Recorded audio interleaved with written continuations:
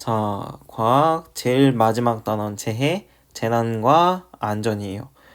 이 단원에서는 재해, 재난이 무엇인지, 그리고 원인 피해가 무엇이 있는지, 그리고 재해, 재난이 일어났을 때 각각의 대처를 어떻게 해야 될지, 그래서 조금 어려운 단원은 아니고, 조금 암기 위주의 단원이고, 상식 위주의 단원이에요. 자, 처음부터 봐봅시다. 첫 번째, 재난, 그리고 재해가 나와요. 재난은 인간 활동 또는 인간 생명이나 생활 같은 것들을 피해를 주는 그러한 현상들을 재난이라고 하고, 이 재난으로 생긴 피해가 재해야. 엄연히 다른 거겠지? 재난이 생겨서 피해가 생긴 게 재해. 이거 기억을 해두고, 이 재해와 재난을 크게 두 가지로 나눴는데, 첫 번째는 자연으로 인해서 생긴 자연재난, 그리고 재해. 그리고 인간으로 인해서 생긴 사회재난과 재해가 있어. 자, 왼쪽으로 한번 봐봅시다. 자연 재해 재난은 태풍, 홍수, 가뭄, 대설, 지진, 지진의 일, 화산 활동 같이 자연 현상으로 인해서 생긴 거야. 그에 반해서 사회 재해 재난은 인간으로 인해서 생긴 건데, 여기서 화재, 운송수단 사고, 화학물질 유출, 붕괴, 감염성 질병 확산 이런 것들이 있는데, 보통 감염성 질병을 자꾸 자연 재해 재난으로 넣는 학생들이 있어. 이거 조심해야 되고, 얘네들은 가만히 있으면 일어나는 것들이 아니지. 인간들이 관여할 수 있는 거, 인간 활동에 영향을 주는 거, 그런 것들이 사회 재해 재난이다. 보면은 이 아래도 써있죠. 인간 활동에 의해서 발생을 주로 한다. 자연 같은 경우에는 자연 현상으로 일어나니까 예방하기 어려운 반면에 사회 재해 재난은 오히려 예방하기 쉽겠지. 그런 것들을 구분을 해주시면 될 것 같아요. 각각 사례를 들어두고 얘네들이 자연재해인지 사회재해인지 골라보라는 문제들 자주 나오고, 그 아래 자연재해 재난 또 사회재해 재난으로 인해서 생긴 것들이 무엇이 있는지, 그리고 걔네들이 원인 그리고 피해에 대해서 나와 있는 거야. 여기선 총 6가지로 나눠 있어. 첫 번째 지진, 그 다음에 기상재해, 그 다음 화산, 감염성 질병의 확산, 화학물질 유출, 운송수단 사고. 이 위에 있는 거 3개는 자연이겠지. 그리고 이 밑에 있는 거 3개는 인간으로 인해 생긴 사회재해재난이겠지. 이거 알고 시작해봅시다. 지진, 첫 번째 지진. 우리 지진은 너무나도 잘 알지. 땅이 흔들려서 생기는 것들. 그래서 땅이 갈라지기도 하고, 건물이 무너지기도 하고, 화재가 일어나기도 하고, 여러 가지 많은 현상들이 피해들을 입을 수 있겠지. 그리고 해저에서 발생하면, 바다 밑에서 지진, 땅이 이렇게 흔들리면은 얘네가 막 흔들리면서 물들이 이동을 해서, 일본 같으면 쓰나미라고도 얘기하는 지진 해일이에요. 우리나라로는 지진 해일. 얘가 일본말로 쓰나미야. 이런 것들이 확 커지면서 해안 지역을 덮을 수도 있겠지. 건물을 덮을 수도 있고 사람을 덮을 수도 있고, 그러한 피해들이 있습니다. 그리고 그 다음에 나오는 게 기상재해. 기상재해는 말 그대로 날씨 같은 것들, 그런 것들로 인해서 발생하는 거야. 뭐가 있어요? 호우, 태풍, 황사, 홍수, 가뭄, 대설, 폭염. 호우는 비가 많이 내리는 거. 태풍은 바람이 많이 불어서 일정한 태풍이 눈을 가지고 이동을 하면서 재해를 입히는 거. 황사는 모래들이 막 넘어오는 거지. 먼지나 모래 같은 것들. 그래서 호흡기 질환도 일으키고. 홍수는 말 그대로 물이 불어 넘쳐서 물이 과도하게 많아지는 거고, 가뭄은 그의 반대로 물이 너무 없는 거, 비가 내리지 않는 거, 대설은 너무 많이 눈이 와서 피해를 입는 거, 폭염은 너무나도 더워서 피해를 입히는 거. 그런 것들은 기상재해에 당연히 해당이 되겠지.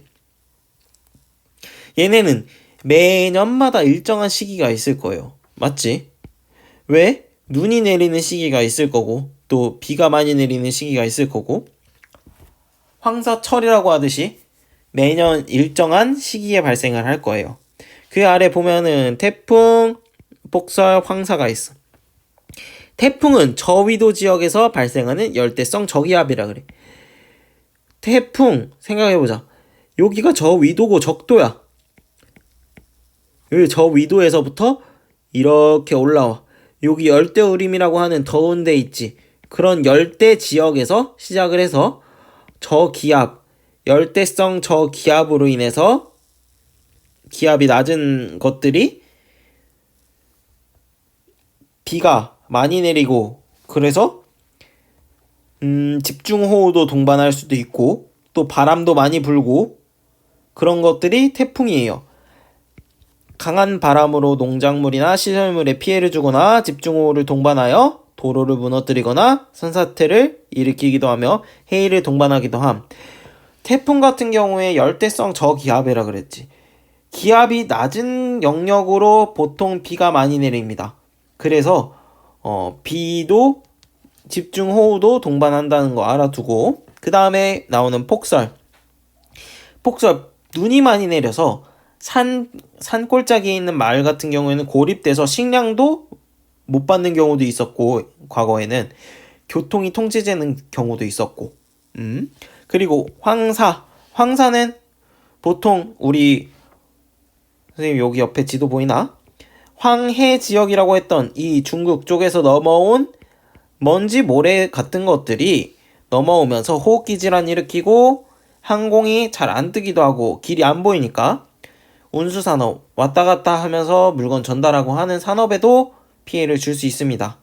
그 다음에 화산이 폭발하면은 보통 용암이나 화산재로 얘기를 하는데 화산재 같은 경우에는 위에 기체에 공중에 막 퍼져서 햇빛을 못 받게 할 수도 있고 또 항공기들이 지나가는 통로를 막을 수도 있고 우리 이거 가지고 지금 서술형 하나 나온다 그랬었어요. 질량에서는 선생님이 써준 서술형 한 번 더 읽어보고 그런 걸로 인해서 피해가 발생해요.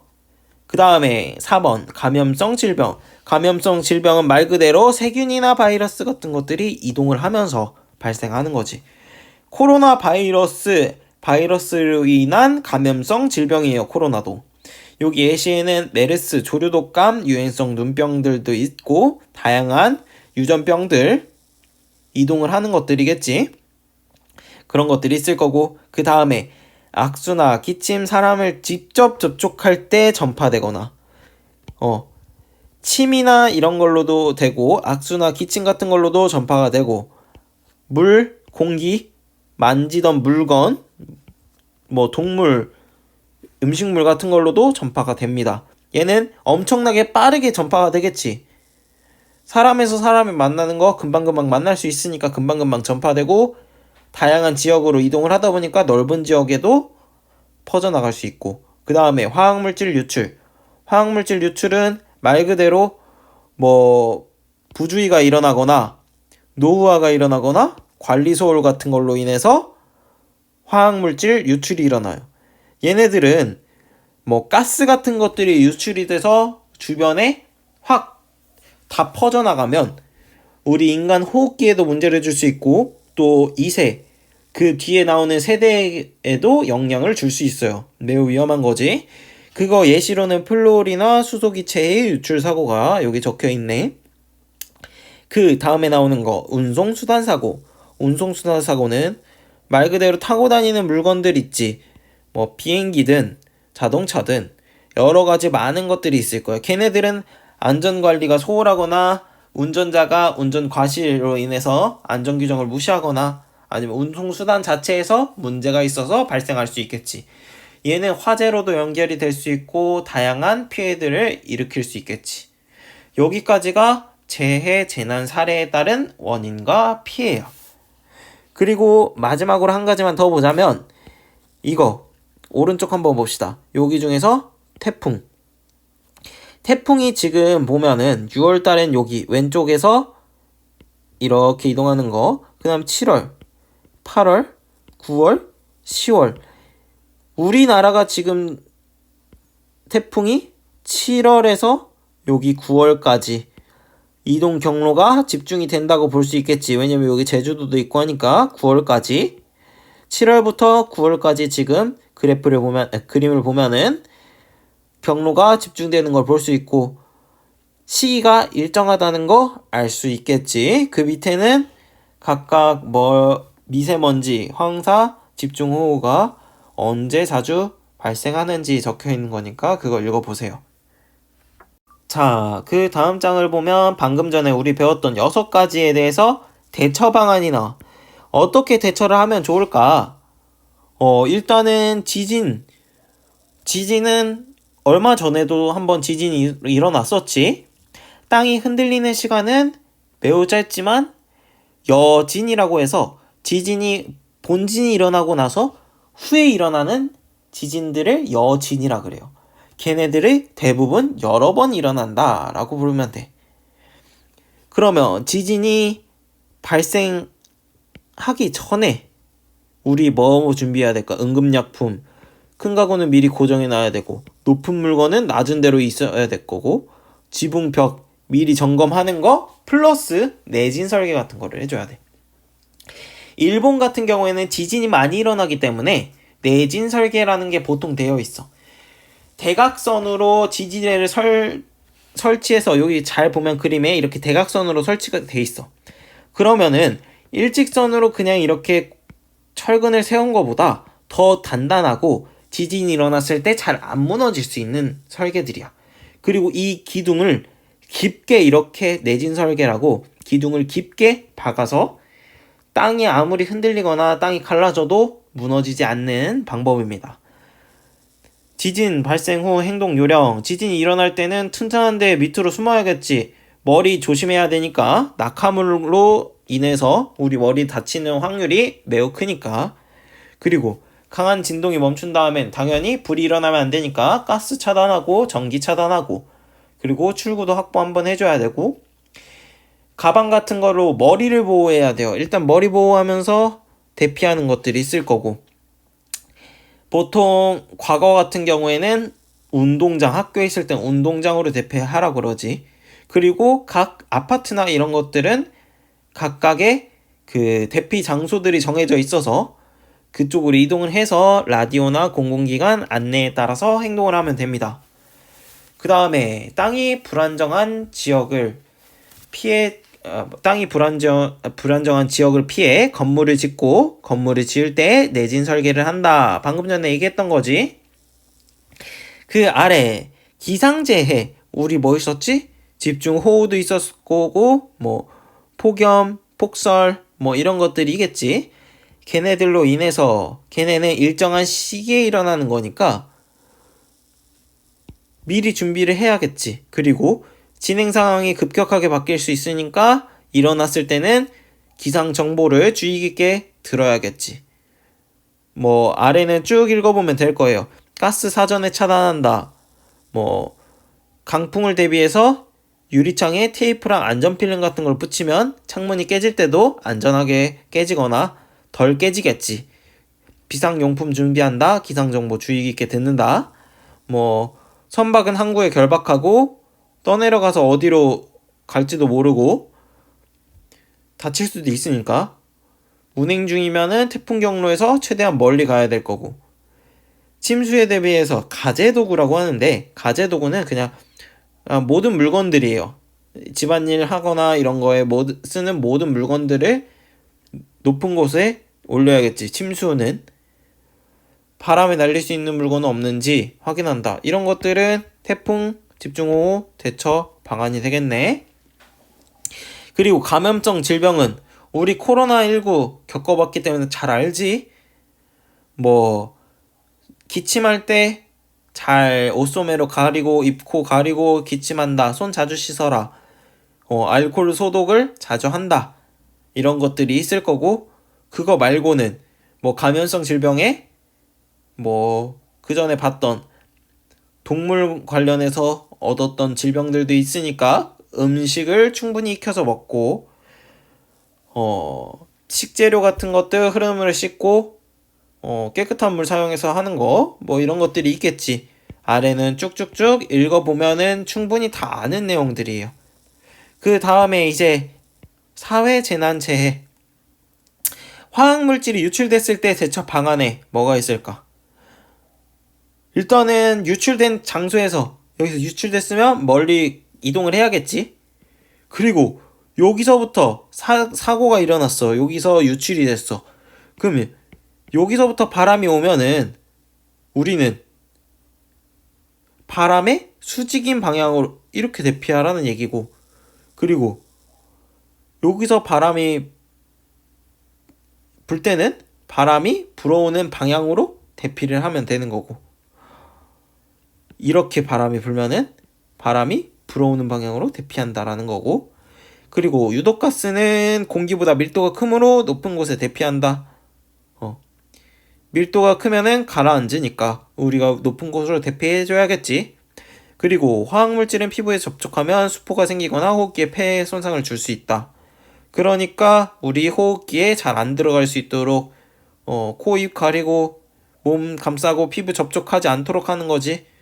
옷 갈아입고 비눗물로 몸 씻고 뭐 의사 진료 받는다든지, 외부에서 공기가 통하는 에어컨과 환풍기 작동 멈추는 거, 이런 것들도 중요하겠지. 그 다음에 나오는 게 화산 대처 방안이에요.